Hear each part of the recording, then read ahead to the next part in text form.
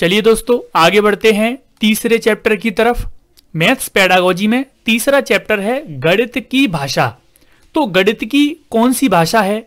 जैसे मैं आपको मैथ्स पेडागोजी पढ़ा रहा हूं हिंदी लैंग्वेज में, तो क्या गणित की कोई भाषा नहीं है? गणित की कोई भाषा मानी नहीं जाती है? मैथ्स या फिर इंग्लिश या फिर हिंदी के सहारे ही गणित पढ़ाया जाता है, या फिर उसकी कोई अपनी भाषा है? तो वो क्या है, उसके बारे में आज हम चर्चा करेंगे। आज का जो लेक्चर है बड़ा ही स्पेशल होने वाला है, क्योंकि प्रैक्टिस क्वेश्चंस भी मैंने रखे हैं। आपको 7 से 8 प्रैक्टिस क्वेश्चंस मैं आपको करवाऊंगा इस चैप्टर से, जिससे चैप्टर आपको बड़ी आसानी से समझ में आ जाए।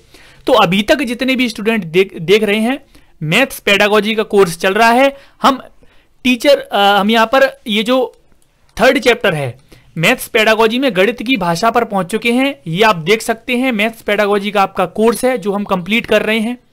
सीटेट परीक्षा को बिल्कुल टारगेट करता है। मैथ्स पेडागोजी जितने भी एग्जाम्स में पूछी जाती है ये सभी को टारगेट करता है।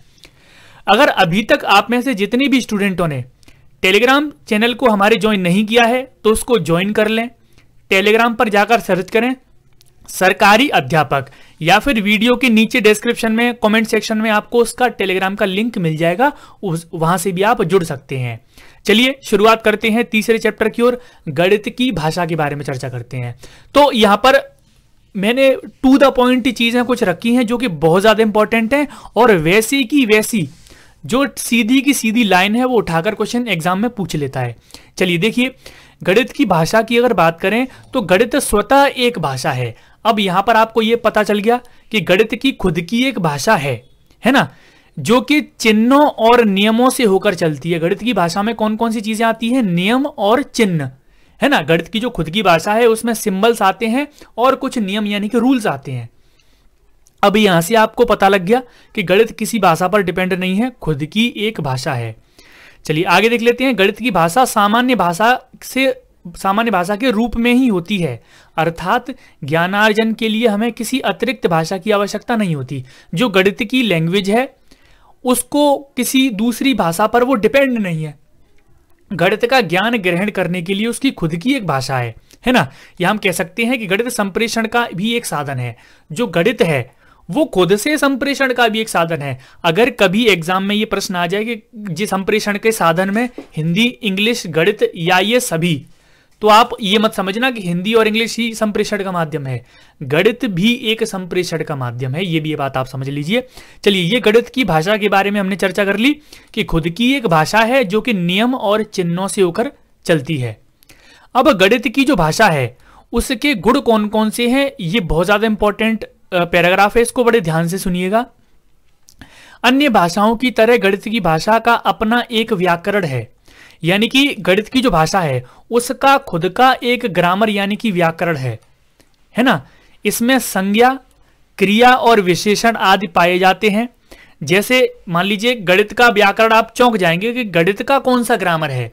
तो गणित का खुद का भी एक ग्रामर है। जब गणित शिक्षण आप करते हो तो उसमें कुछ शब्द आते हैं, जैसे शुद्धता। जैसे मान लीजिए यहाँ पर ये नहीं है, शुद्धता नहीं है, ये अलग है, ये मुख्य गुण है कुछ। और मैं इसके अलावा आपको बहुत सारे गुण बता सकता हूँ कि ये चीज इस चीज से छोटी है, ये चीज इस चीज से बड़ी है ना। तो छोटा, बड़ा, कम छोटा, ज्यादा बड़ा, ये सारी चीजें क्या हैं? संज्ञा, सर्वनाम, विशेषण ही तो हैं। इसके अलावा कुछ मुख्य गुण हैं इसमें जो कि बहुत ज्यादा इंपॉर्टेंट है। जैसे शुद्धता है, इसमें यथार्थता है, गणित में सत्यता पाई जाती है, गणित अपने आप में सक्षम है, यानी कि सक्षमता भी इसमें पाई जाती है। तो एग्जाम में ये बहुत तरह के प्रश्न पूछे जाते हैं कि गणित की भाषा के मुख्य गुण कौन कौन से हैं। शुद्धता, यथार्थता, सत्यता, सक्षमता, ये गणित की भाषा के मुख्य गुण हैं। ये बात आप यह जान लीजिए, है ना। आगे बढ़ते हैं। गणित की भाषा के अंगों के बारे में चर्चा करते हैं। गणित की भाषा के कौन कौन से अंग हैं, यानी कि जो गणित की भाषा है वो किन किन अंगों से मिलकर बनी है। सबसे पहले पद। आपने पद देखे हैं, जो मान लीजिए कोई भी मैथ्स का क्वेश्चन सॉल्व कर रहे हैं तो कुछ स्टेप्स होते हैं, स्टेप्स, फिर उनके भी स्टेप्स। तो पद प्रत्यय आपने वहां पर देखे हैं कि नहीं देखे हैं। इसके अलावा सूत्र होते हैं गणित की भाषा में, सिद्धांत होते हैं, प्लस माइनस, ये सारे चिन्ह होते हैं। तो गणित की भाषा के कुछ अंग हैं।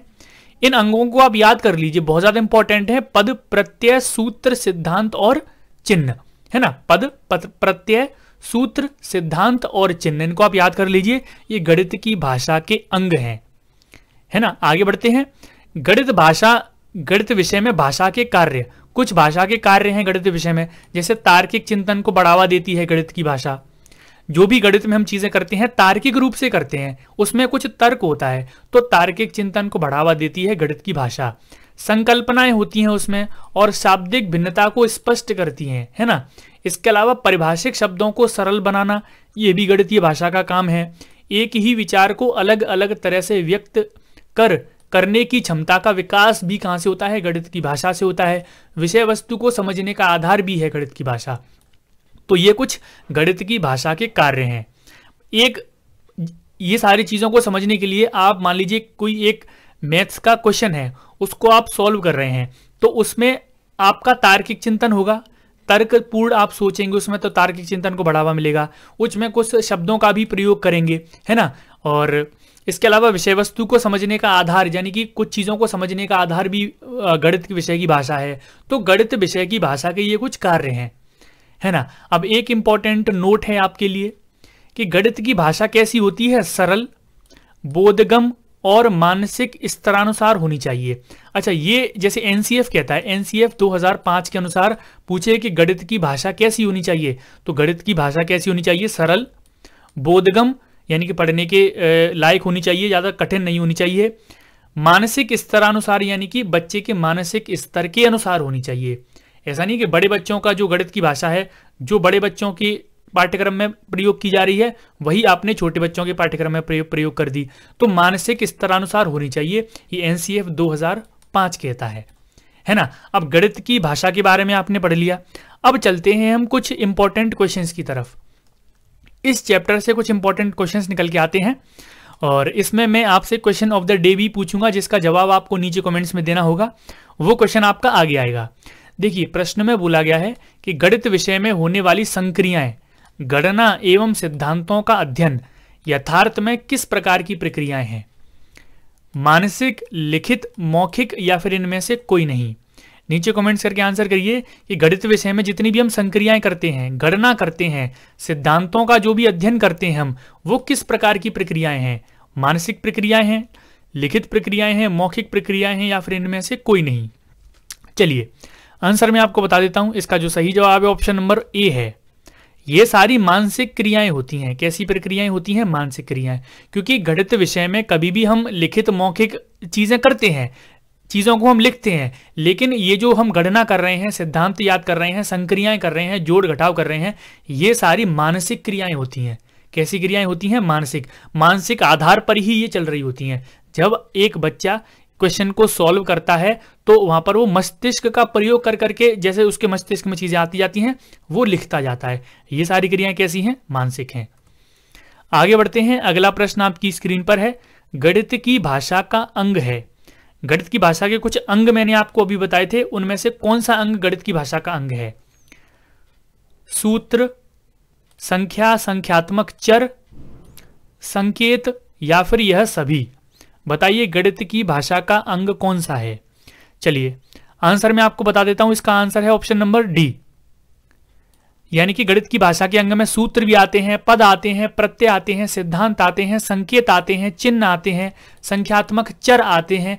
सारी चीजें किस में आती हैं? गणित की भाषा के अंग हैं ये, है ना। इनसे मिलकर ही गणित की भाषा अपनी खुद की भाषा बनी है। तो दूसरे वाले का आंसर ऑप्शन नंबर डी होगा। गणित की भाषा का स्वरूप है, यानी कि गणित की भाषा के स्वरूप में क्या क्या है? जोड़ना, घटाव, गुणा या फिर ये सभी? सिंपल सा प्रश्न है, सरल प्रश्न है। इसका जवाब आप आसानी से दे देंगे कि गणित की भाषा का स्वरूप कैसा है? जोड़ना है, उसमें घटाव आते हैं, गुणा आते हैं या फिर ये सभी आते हैं। तो इंपॉर्टेंट क्वेश्चन है और बहुत ज्यादा सरल है, इसलिए आसानी से हो जाएगा। ऑप्शन नंबर डी इसका आंसर है। ये सभी चीजें गणित के भाषा के स्वरूप में आती हैं। आगे बढ़ते हैं। ये क्वेश्चन ऑफ द डे रखा है मैंने आपके लिए, जिसका जवाब आपको ऑफलाइन कमेंट्स में देना है ना। बाद में मैं पढ़ूंगा आपके सबके कमेंट्स। देखिए प्रश्न ये है कि गणित शिक्षण में गणितीय भाषा संबंधी समझ के विकास हेतु आवश्यक है। गणितीय शिक्षण हो रहा है, उसमें गणितीय भाषा संबंधी समझ के विकास के लिए क्या आवश्यक है? गणित की प्रक्रियाओं को क्रमबद्ध रूप से समझना, विभिन्न दशाओं में गणितीय समस्याओं को समझना, प्रत्ययों के संकेतों में प्रकट करने को समझना, या फिर ये सभी? सोच समझकर आंसर करिएगा। थोड़ा सा डाउटफुल क्वेश्चन है, ऑफलाइन कमेंट्स में इसका आंसर आप जरूर करिएगा, है ना। चलिए आगे बढ़ते हैं। गणित शिक्षण में गणित की भाषा का प्रमुख गुण है। जो गणित शिक्षण हम करते हैं उसमें जो गणित की भाषा है उसके प्रमुख गुण मैंने आपको अभी अभी बताए हैं। गणित की भाषा के प्रमुख गुण कौन कौन से हैं? देखिए, शुद्धता, यथार्थता, सक्षमता, या फिर यह सभी? बताइए नीचे कमेंट्स करके आंसर। गणित शिक्षण में गणित की भाषा के प्रमुख गुण कौन कौन से हैं? चलिए आंसर मैं आपको बता देता हूं।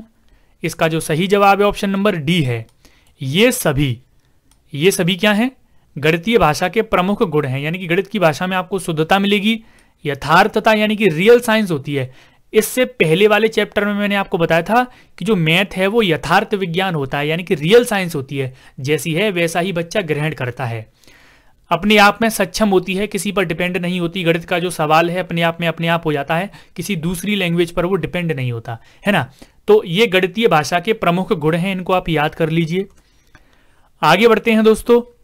गणित विज्ञान का प्रवेश द्वार एवं कुंजी है, ये कथन किसका है? बहुत ज्यादा इंपॉर्टेंट डेफिनेशन है, इसको आप याद कर लेना कि गणित को विज्ञान का प्रवेश द्वार और कुंजी बोला गया है।